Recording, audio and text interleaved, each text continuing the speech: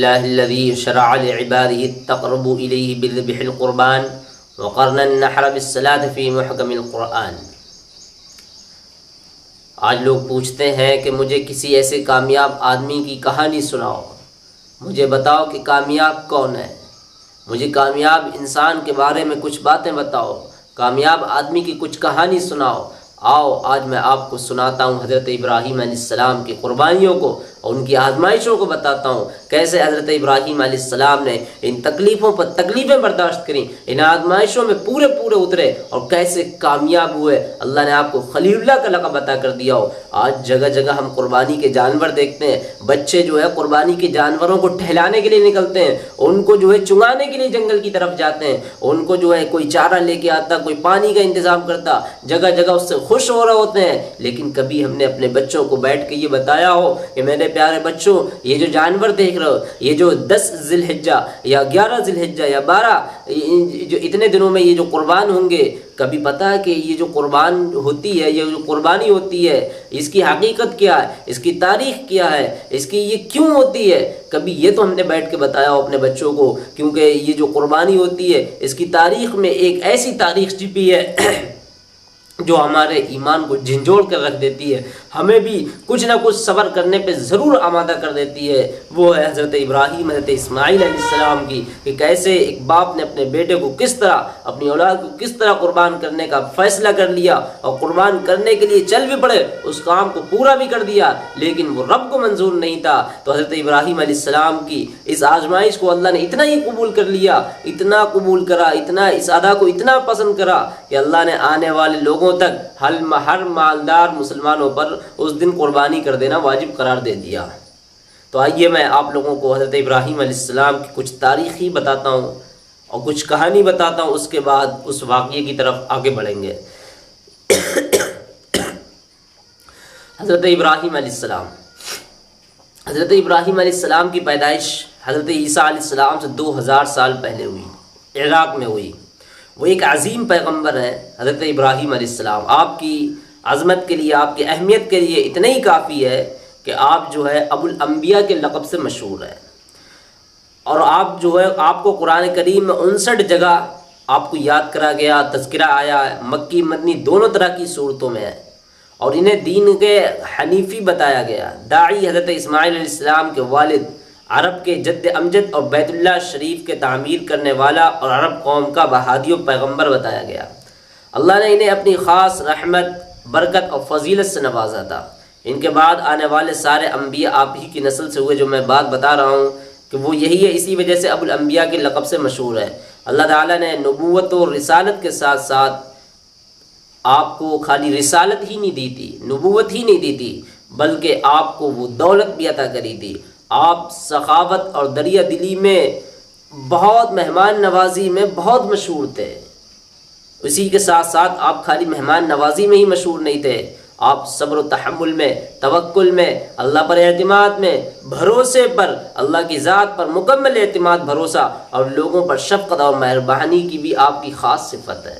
تو یہ تو حضرت ابراہیم علیہ السلام کی عظمت بتائی ہے، لیکن آپ کو پتہ ہے نا، حضرت ابراہیم علیہ السلام جس خاندان، جس گھر اور جس ماحول میں آپ نے آنکھیں کھولی ہے نا، وہ کیسا تھا، کیسے اس طرف جو ہے شرک و بت پرستی پھیلی ہوئی تھی، تاریکیاں پھیلی ہوئی تھی، اندھیرا ہی اندھیرا تھا، بت پرستی کا دور تھا، شرک و بدعات پھیلے ہوئے تھے، گمراہی اور بالکل عام تھی، سارے لوگ بتوں کی پوجا کرتے تھے، کوئی چاند کی پوجا کرتا، کوئی سورج کی پوجا کرتا، کوئی ستاروں کی پوجا کرتا، اپنی اپنی حاجت اور ضرورت کو پوری کرنے کا انہوں نے ذریعہ بنا لیا تھا، کسی چاند کو، کسی سورج کو، ہر ایک نے اللہ تعالیٰ کی قدرت اور وحدانیت کو بھول کر بے شمار چیزوں کو اپنا معبود بنا لیا تھا۔ خود اتنا ہی نہیں، حضرت ابراہیم علیہ السلام کے والد آزر اپنی قوم کے مختلف قبیلوں کے لیے لکڑیوں کے بت بنا بنا کے لوگوں کے ہاتھوں فروخت کرتے تھے، لوگوں کو بیچتے تھے، کیونکہ لوگ جو ہے ان کو خریدتے تھے اور ان کو اپنے سامنے رکھتے تھے اور ان سے اپنی حاجت روائی کرتے تھے، ان کو اپنا خدا مانتے تھے، انہیں کے آگے سر جھکاتے تھے۔ حضرت ابراہیم علیہ السلام کے والد حضرت آزر ان کاموں کو بنا بنا کے لوگوں کے سامنے لاتے تھے، بیچتے تھے۔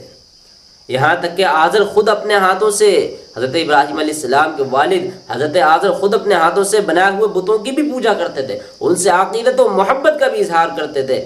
ایسی جہالت، ایسی تاریکی، ایسی اندھیری میں حضرت ابراہیم علیہ السلام کو جو حق و صداقت ملی، اور آپ نے ایسے ماحول میں، ایسی تاریکی، ایسی جہالت میں حق و صداقت کی آواز لگائی، توحید کی آواز لگائی، ربوبیت کی آواز لگائی، لوگوں کو سمجھایا، مگر آپ کی دعوت کو کسی نے نہیں قبول کرا، کسی نے نہیں۔ نہ باپ کو بھی سمجھایا، باپ نے بھی نہیں مانا، قوم کو سمجھایا، قوم نے بھی نہیں مانا، بادشاہ وقت جو فرعون تھا اس کو بھی سمجھایا، لیکن اس نے بھی آزمائشوں پہ آزمائشیں کھڑی کر دیں۔ جب حضرت ابراہیم علیہ السلام اپنی قوم کی شرک و بت پرستی، ضلالت و گمراہی کا مشاہدہ کیا تو انہیں سیدھی راہ پر لانے کی کوشش کرنے لگے۔ سب سے پہلے اپنے باپ سے ہی مخاطب ہو کر کہا، ابا جان آپ ایسی چیزوں کی کیوں عبادت کرتے ہیں، ایسی چیزوں کو کیوں پوچھتے ہیں، ایسی چیزوں کو کیوں آپ ان کی جو ہے اتباع داری کرتے ہیں، جو سنتے نہیں ہیں، جو دیکھتے نہیں ہیں، ان کے اندر دیکھنے کی صلاحیت نہیں ہے، کانوں میں ان کے سننے کی صلاحیت نہیں ہے، بولنے کی بھی صلاحیت نہیں رکھتے، اور نہ ہی یہ نفع نقصان کے مالک ہیں، یہ وہ چیزیں کیا کام آ سکتی ہیں؟ آپ نے تو خود ہی نے بنایا، یہ آپ کی کیسے جو ہے ضرورتوں کو پورا کر سکتے ہیں، یا آپ کی کیسے خدا بن سکتے ہیں؟ ارے خدا تو وہ ہوتا ہے جس نے آپ کو بنایا، آپ کے ہاتھوں کو بنایا، ایک ایک چیزوں کو بنایا، آسمان کو بنایا، زمین کو بنایا، ارے وہاں سے گلہ اگایا، یہ ہے نا خدا۔ حضرت آزر جو ہے اپنے والد کو سمجھاتے رہے برابر، ایسی چیزیں دوسروں کے کیا کام آ سکتی ہیں۔ حضرت آزر کو بہت سمجھایا، حضرت ابراہیم نے کہا اللہ کی عبادت کرو، اپنے والد سے کہا ابا جان اپنے اللہ کی عبادت کرو، اللہ کی اطاعت کرو، وہی مالک ہے، وہی نجات دینے والا، وہی موت دینے والا، وہی زندگی، وہی رزق دینے والا، اسی کے رحم و کرم سے ہمیں آخرت میں کامیابی مل سکتی ہے، وہی ہر ایک کو نجات دینے پر قادر ہے، وہ زبردست قوت و طاقت کا مالک ہے۔ حضرت ابراہیم علیہ السلام نے اس کے بعد قوم کے لوگوں کو بھی انہی باتوں کی نصیحت کری، انہی باتوں کو سمجھایا، مگر افسوس کسی نے آپ کی دعوت کو قبول نہیں کرا، آپ کی دعوت کو تسلیم نہیں کرا۔ ان کے والد نے تو یہاں تک کہہ دیا کہ ابراہیم اگر تو بتوں کی برائی کرنے سے، اگر بتوں کی تو جو ہے برائی کرنے سے باز نہیں آیا تو میں تجھے سنسار کر دوں گا۔ پھر پوری قوم بھی حضرت ابراہیم علیہ السلام کے خلاف سازشیں کرنے لگی، یہاں تک کہ نہیں، حضرت ابراہیم علیہ السلام نے جب توحید کی دعوت لگائی، آہستہ آہستہ اس کی خبر جو ہے بادشاہ وقت نمرود تک پہنچنے لگی، اور وہ کہنے لگا، جس نے خدائی کا دعویٰ کر رکھا تھا، وہ کہنے لگا کون ہے جو ہماری خدائی کو جھٹلاتا ہے، جو یہ بتاتا ہے کہ یہ نمرود کا بھی خدا کوئی اور ہے، جو بتاتا ہے ان سب کا خدا کون ہے، وہ اللہ ہے، وہ کون ہے، ہمیں اس کے لے کے آنا چاہیے۔ تو بادشاہ وقت نے حضرت ابراہیم کو اپنے دربار میں بلوایا، مگر اس عظیم پیغمبر نے وہاں بھی اللہ کی وحدانیت اور اس کی صفات کو خوب اچھی طرح واضح کیا، جس سے بادشاہ بھی لاجواب ہو گیا اور دشمنی پر اتر آیا۔ اب والد، قوم، بادشاہ وقت نے مل کر انہیں سزا دینے کی تدبیریں کر لی، سزا دینے کا جو ہے مشاہدہ کر لیا، سزا دینے کے لیے مشورہ کر لیا لوگوں نے آپس میں، اور ایک خاص جگہ بنائی گئی، سزا دینے کے لیے خاص جگہ بنائی گئی۔ بادشاہ وقت نے مل کر حضرت ابراہیم کو سزا دینے کے لیے ایک ایسی چیز کو متعین کرا، ایک ایسی چوکور جگہ بنائی جس میں جو ہے لکڑیاں ہی لکڑیاں رکھ دیں، ایسی آگ کہ اگر اس آگ پر کوئی پرندہ اگر گزر جاتا آسمان کو اوپر سے تو وہ پرندہ جل بھرج کر کالا ہو جاتا، ایسے جو ہے اس میں لکڑیوں سے لکڑیاں بھر دی گئیں، کئی روز تک تو اس آگ کو دھکایا گیا، جس سے بچ کر ہرگز اب اس سے کوئی نکل ہی نہیں سکتا۔ انہیں یقین ہو گیا تھا کہ اس آگ سے اب کوئی نہیں نکل سکتا۔ اب انہیں نہیں پتا کہ ایسی آگ میں بھی ان عقل کے اندھوں کو نہیں پتا، ان کم عقلوں کی تدبیریں کہاں چل سکتی ہیں اس رب کے سامنے۔ لیکن ایسے میں حضرت ابراہیم علیہ السلام کے لیے ایک بڑی مصیبت ہے، ایک بڑی آزمائش ہے۔ لیکن ابراہیم علیہ السلام کے بعد فرشتے آ کر عرض کرتے ہیں بادل والے کہ اے ابراہیم تم ہمیں حکم دے دو، ہم پانی برسا کے یہ آگ ٹھنڈی کر دیں گے۔ لیکن ابراہیم کہتے ہیں نہیں، اللہ کو یہی منظور ہے، میرا رب مجھے دیکھ رہا ہے۔ اور اسی طریقے سے جب ان کو سزا اس آگ میں ڈال دیا جاتا ہے تو وہ آگ جو ہے آپ کے لیے قلنا یا نارو کونی بردم و سلام علی ابراہیم بن جاتی ہے، وہ آگ ٹھنڈی ہو جاتی ہے آپ کے لیے۔ اللہ ایسی اپنی قدرت دکھاتا ہے، جب تم اللہ کی بڑائی بولو گے، اللہ کے لیے جب تم لڑ پڑو گے تو اللہ خود تمہاری مدد کرے گا۔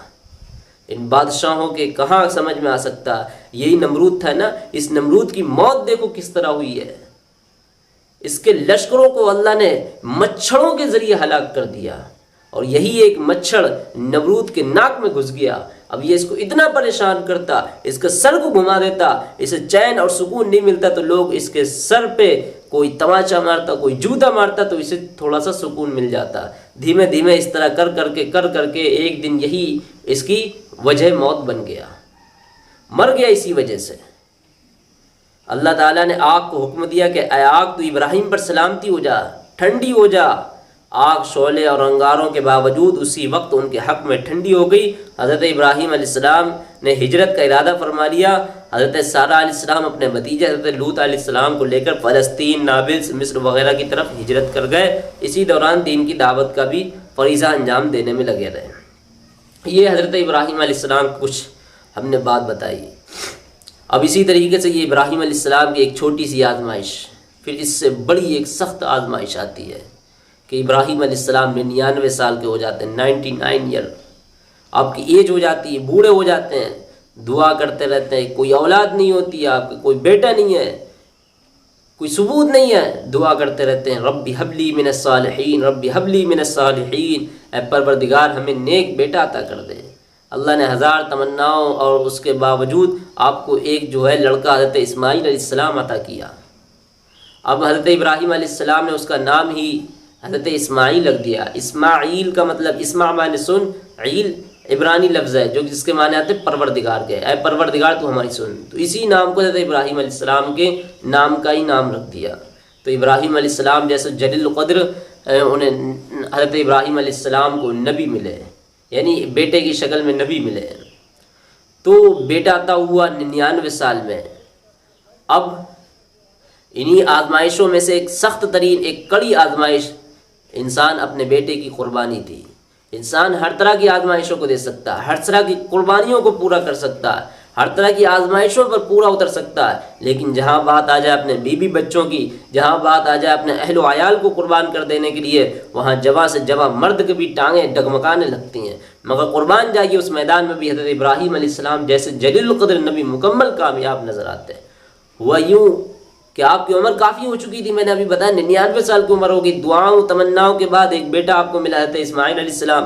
مگر قدرت کا کرشمہ دیکھیے کہ جب حضرت اسماعیل علیہ السلام 13 سال کے ہو گئے، آپ جوانی کے عالم میں ہیں، اب آپ اپنے بوڑھے باپ حضرت سیدنا ابراہیم علیہ السلام کے سہارا بننے والے ہیں، ان کے جو ہے ہم بازو بننے والے ہیں، تو اللہ تعالیٰ نے حکم دے دیا کہ ابراہیم، خواب کے ذریعے حکم دے دیا کہ ابراہیم تم اپنے بیٹے اسماعیل کو میرے نام پر قربان کرو، اور دیکھو یہ کام تم خود اپنے ہاتھوں سے کرنا۔ سوچئے ذرا، کوئی باپ اپنے بیٹے کو قربان کرے اور وہ بیٹا اتنی تمناؤں کے بعد، مرادوں کے بعد ملا ہو، اس کے لیے کوئی نہیں کر سکتا تھا، کوئی نہیں آگے بڑھ سکتا، لیکن ابراہیم علیہ السلام سمجھ گئے تھے کہ یہ بیٹا اللہ کا ہی دیا ہوا ہے، اور اس کو وہ واپس مانگے اس میں نہ کی کوئی صورت نہیں رہ جاتی، نہ کی کوئی گنجائش نہیں رہ جاتی۔ اب سب سے پہلی بات تو یہ ہے کہ یہ حکم عین اس وقت ملا جب اسماعیل علیہ السلام اپنے بوڑھے باپ سیدنا ابراہیم علیہ السلام کا سہارا بننے والے تھے۔ پھر یہ حکم ملا بھی تو خواب میں ملا۔ ہم کوئی جیسے پاکھنڈی ہوتا تو ہیلے بہانے کرتا، ارے یہ تو خواب کی بات ہے، ارے یہ تو سپنے کی بات ہے، ارے ایسے سپنے دکھائی دیتے ہیں، ایسی باتیں ہوتی رہتی ہیں، چھوڑو یہ خواب کی بات ہے۔ اللہ کا حکم نہیں ہے۔ ان سب کے علاوہ اللہ تعالیٰ نے کسی فرشتے کو نہیں بھیجا، کسی فرشتے کو بھیج کر وحی عطا نہیں کری، حکم دیا، خواب میں حکم دیا۔ آپ کو خواب ملا، 8 ذی الحجہ کو خواب ہوا۔ اب جو ہے آپ اس خواب میں شک میں پڑے رہے، اب اس خواب کو جو آپ تصدیق نہیں کر پائے، اسی وجہ سے اس دن کو 8 ذی الحجہ کو یوم الترویہ عربی میں جانا جاتا ہے، یوم الترویہ کے نام سے۔ پھر وہی خواب دوسرے دن آیا 9 ذی الحجہ کو، اس کو نام دیا گیا۔ آپ نے خوب تصدیق کر لی، ہاں یہ واقعی خواب ہے، یہ تحقیق کر لی، اس تحقیق کو پہچان لیا، اسی پہچان کا دوسرا نام ہو گیا یوم العرفہ۔ عرفہ کے معنی پہچاننے کے۔ اسی طریقے 10 ذی الحجہ کو اس کام کے لیے تیار ہو گئے، آمادہ ہو گئے، لے کے جانے لگے اپنے بیٹے کو مشورہ کر کے، تو اس کو یوم النحر کہا جاتا ہے۔ تو ہیلے بہانے بنانے کو کب گوارا تھا؟ کسی فرشتے کو نہیں بھیجا، یہ حکم بھی تو فرشتے بھیج کر بھی دے سکتے تھے۔ یہ ساری چیزیں اس لیے ہوئی، اللہ تعالیٰ اپنے نبی حضرت ابراہیم علیہ السلام کو آزمانا چاہتے تھے کہ دیکھیں ہمارا بندہ ابراہیم اتنے سخت امتحان میں کیا کرتا ہے۔ لیکن ابراہیم علیہ السلام تو اللہ کے عظیم پیغمبر تھے نا۔ جب ان کو خواب میں حکم ملا تو وہ یہ سمجھ گئے اللہ کا حکم ہے، کیونکہ نبی کا خواب بھی وہی ہوتا ہے جو خدا کے ہی حکم میں ہوتا ہے۔ اب اس میں نہ کی کوئی صورت نہیں رہ جاتی، کوئی گنجائش نہیں۔ پھر ان کو ہیلے بہانے کب کرنا گوارا تھا؟ وہ تو شروع سے ہی اپنی ساری محبتوں کو قربان کرتے چلے آئے تھے۔ جب بیٹا عطا ہوا تھا نا 99 کے ایج کے بعد، تو وہ ایک چھوٹا سا بیٹا، اس کی اتنی محبت، نور نظر لخت جگر ہے، اس کو اپنے سے جدا کرنے کا اللہ نے حکم دے دیا۔ وہاں پر بھی آپ نے وہ سارا کا سارا پورا کچھ کر کے دکھایا۔ اتنی بڑی آزمائش تھی، اتنا بڑا جنگل، جد و جہاد، اس چھوٹے سے بچے کو چھوڑ کے آنا، اپنے سے جدا کرنا، کتنی بڑی بات ہے۔ یہاں اگر انسان کی شادی ہو جاتی ہے اور جو ہے 10 سال گزر جاتی ہیں، اولاد نہیں ہوتی، تو وہ تڑپتا، ہیلے بہانے کسی طریقے سے بابیلا مچا دیتا ہے کہ ہمیں اولاد کیوں نہیں ہو رہی، لڑائی جھگڑے ہو جاتے ہیں۔ ابراہیم علیہ السلام سے کچھ سیکھو نا، ہمیں سیکھنے کو ملتا ہے۔ کیسے صبر تھا، کیسے جذبہ تھا، اللہ پر کیسا اعتماد تھا، کیسا بھروسہ تھا، سیکھو نا حضرت ابراہیم علیہ السلام سے۔ آپ کی بیوی سے حضرت ہاجرہ کیسے صبر و شکر سے رہ رہی ہیں۔ ہماری ماؤں کو بھی پیغام ملتا ہے حضرت ہاجرہ سے کہ سیکھیں حضرت ہاجرہ کیسے جو ہے اپنے شوہر کی باتوں پر رضامند ہے، جو شوہر نے کہہ دیا وہ کرنے کو راضی ہے، اللہ کا جو حکم ملا اس پہ وہ خوش ہے۔ اس میں اب جو ہے اترانے کی کوئی بات نہیں، کوئی گھمنڈ کرنے کی بات نہیں ہے، اس پر جو ہے کوئی نہ کی کرنے کی بات نہیں ہے، بلکہ اس کو بخوشی تیار ہو گئی ان سب کاموں کو کرنے کے لیے۔ تو پھر حضرت اسماعیل علیہ السلام، حضرت ابراہیم علیہ السلام کو یہ حکم ملا کہ اپنے بیٹے کو قربان کرا جائے۔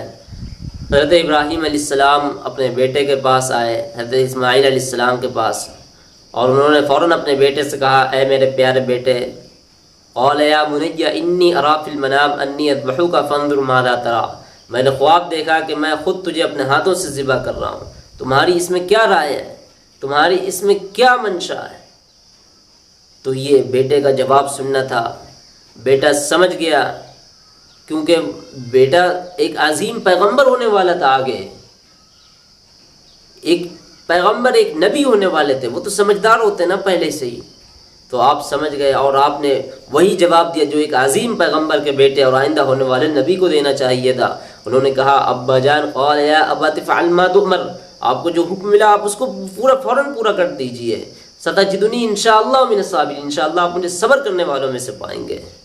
پھر جب وہ دونوں تیار ہو گئے، حضرت ابراہیم علیہ السلام نے اپنے بیٹے کو لٹا کر گلے پر جو چھری چلانی شروع کری، اور چھری جو تیز کر کے چھری چلانی شروع کی، تو وہ چھری حضرت ابراہیم علیہ السلام کی بہت کوششوں کے بعد، بہت کاوشوں کے باوجود نہیں چلی۔ جب آپ نے جیسے ہی چھری چلانے کی کوشش کری، اللہ نے آواز دے دی، وَنَادَيْنَاهُ أَن يَا إِبْرَاهِيمُ قَدْ صَدَّقْتَ الرُّؤْيَا، ابراہیم تم نے اپنا خواب سچ کر دکھایا۔ اتنے میں جبرائیل امین آتے ہیں اور جنت سے ایک دمبا، جو قیمتی دمبا ہوتا ہے مینڈا، وہ لے کے آ جاتے ہیں اور کہتے ہیں اللہ اکبر اللہ اکبر۔ ابراہیم علیہ السلام دیکھتے ہیں اوپر کی طرف اور کہتے ہیں لا الہ الا اللہ واللہ اکبر، اور جو آپ کے جو اسماعیل علیہ السلام بیٹے تھے وہ نیچے تھے، وہ آپ سوار تھے ان کے اوپر چھری لے کر، تو وہ بھی کہتے ہیں اب چھری نہیں چل رہی ہے، کہتے ہیں اللہ وللہ الحمد۔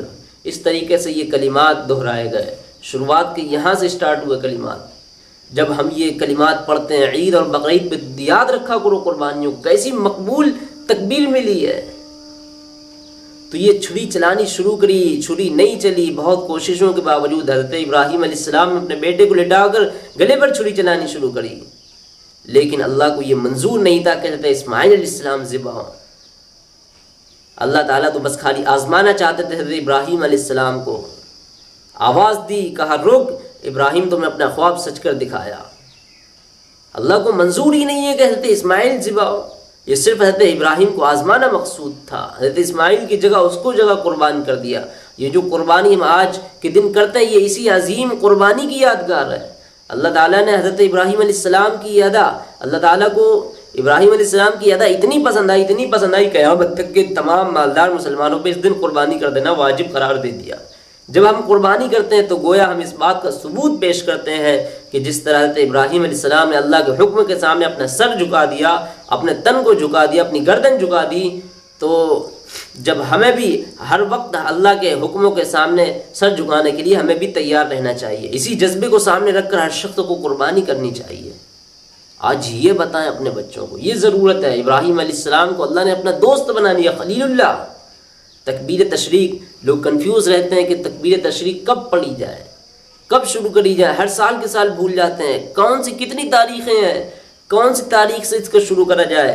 یاد رکھو تکبیر تشریق، اس کی تاریخ بالکل ایسے یاد کر لو، 9 ذی الحجہ کی نبی تاریخ، 9 ذی الحجہ جو بقرعید سے ایک دن پہلے ہوتا ہے، اس کی فجر سے 9 ذی الحجہ کی تاریخ سے تکبیر تشریق بعد نماز فجر سے شروع کرنا ہے، اور 13 ذی الحجہ کی بعد نماز عصر تلک اس کو پڑھنا ہے۔ تو کتنے دن ہو گئے؟ ایک 9 کا ہو گیا، 10 کا ہو گیا، 11، 12، 13، یہ ہوگا اتنے دن۔ اتنے دن ہمیں پڑھنا ہے 9 ذی الحجہ کی فجر سے لے کر 13 ذی الحجہ کی عصر تلک۔ تکبیر تشریق کیا؟ اللہ اکبر، اللہ اکبر، لا الہ الا اللہ، واللہ اکبر، اللہ اکبر، وللہ الحمد، یہ تکبیر ہے۔ اب یہ تکبیر ایک مرتبہ کہنا واجب ہے، 2 مرتبہ کہنا خلاف سنت ہے، تو ہمیں ایک مرتبہ ہی کہیں، لہذا تکبیر جو ہے ایک ہی مرتبہ کہیں یا پھر 3 مرتبہ کہیں، 2 مرتبہ نہ کہیں، یہ خلاف سنت ہے، 2 مرتبہ کا ثبوت ملتا ہی نہیں ہے۔ اسی طریقے سے یہ مطلب اکیلے میں نماز پڑھنے والا افراد کہے گا یا جماعت کے ساتھ نماز پڑھنے والے، یاد رکھو یہ منفرد با جماعت نماز پڑھنے والے دونوں کے لیے بآواز بلند آواز کے ساتھ تکبیر تشریق کہنا واجب ہے ہر نماز کے بعد۔ 9 ذی الحجہ کی فجر سے لے کر عصر کی 13 ذی الحجہ تلک ہر نماز کے بعد، چاہے اکیلے میں پڑھنے والا ہو چاہے جماعت سے، بلند آواز کے ساتھ ایک مرتبہ تکبیر تشریق کہنا اس کے اوپر واجب ہے۔ اور آہستہ ہے تو عورتوں کی آواز جو ہے تکبیر کہنا جو ہے ان کی جو ہے تیز آواز سے درست نہیں ہے، اس لیے وہ آہستہ آواز میں ہی اپنی تکبیر کہے۔ تو یہ ہمیں پتہ چل گیا تکبیر تشریق کا مطلب بھی، کہ تکبیر تشریق جو ہے ہمیں 9 ذی الحجہ کی فجر کی نماز کے بعد سے پڑھنا، 13 ذی الحجہ کی عصر تلک پڑھتے رہنا ہر نماز کے بعد، اور جو ہے بلند آواز سے پڑھنا ہے ایک بار تکبیر تشریق ہر نماز کے بعد۔ تو اسی طریقے سے تکبیر تشریق بھی ہمیں پتہ لگی، تکبیر تشریق ہمیں پڑھنا ہے تو یاد کرنا ہے، اس قربانی کو دیکھنا ہے کہ کتنی بڑی قربانی تھی۔ حضرت ابراہیم علیہ السلام اپنے بیٹے کو ذبح کرنے جا رہے تھے۔ آج کون ہے جو اپنے بیٹے کے لیے اس طرح قربانیاں دے سکتا؟ کوئی نہیں ہے، لیکن ابراہیم علیہ السلام نے یہ سب کر کے دکھایا، ان سب چیزوں پہ صبر کر کے دکھایا۔ وہ سمجھتے تھے کہ جو کچھ اللہ نے ہمیں دیا ہے وہ ایک دن انہی کا ہے، وہ اسے لے لے گا، اس میں نہ کی کوئی صورت نہیں رہ جاتی، کوئی گنجائش نہیں رہ جاتی۔ تو ابراہیم علیہ السلام نے برابر قربانیوں پہ قربانی، اسی لیے اللہ تعالیٰ نے قرآن کریم میں ان کا جو ہے تذکرہ کیا کہ ہم نے جو ہے ابراہیم کو کئی باتوں سے آزمایا۔ وَإِذِ ابْتَلَىٰ إِبْرَاهِيمَ رَبُّهُ بِكَلِمَاتٍ فَأَتَمَّهُنَّ، انہوں نے وہ ساری باتیں پوری کی، وہ تمام امتحانات میں کامیاب ہوئے۔ اصل میں قدرت کا ہمیشہ قانون رہا ہے کہ جب کسی اہم اور بامقصد چیز کو حاصل کرنے کے لیے قربانیاں دینی پڑتی ہیں، وہ ساری کی ساری قربانیاں دی وہ چیز نہیں حاصل ہوتی ہے۔ تو حضرت ابراہیم علیہ السلام نے جب قربانیاں دیں، آزمائشوں میں پورے اترے، اللہ نے ان کو اپنا دوست بنا لیا، خلیل اللہ کا لقب عطا کر دیا۔ تو یہ حضرت ابراہیم علیہ السلام کی ایک دلچسپ، ایک لازوال ایک کہانی ہے، کہانی نہیں ہے، حقیقت ہے کہ ابراہیم علیہ السلام نے کیسے صبر پہ صبر، کیسے اللہ پہ اعتماد، کیسے اللہ پہ بھروسہ۔ شاعر کہتا نا، ہو جائے آج بھی اگر ابراہیم سے ایما پیدا، تو کر سکتی آگ انداز گلستہ پیدا۔ تو یار ضرورت ہے ابراہیم علیہ السلام جیسا ہمیں بھی ایمان، دعا کرو اللہ سے کہ ابراہیم علیہ السلام جیسا ہمیں بھی ایمان اللہ توفیق نصیب عطا کرے، ہمارے ایمان کی حفاظت کرے، اور ہم جو قربانیاں دے رہے ہیں اللہ ان سارے قربانیوں کو ہمارے قربان کرے، اور جو ہماری عبادتیں ان سب کو قبول کرے۔ وآخر دعوانا الحمدللہ رب العالمین۔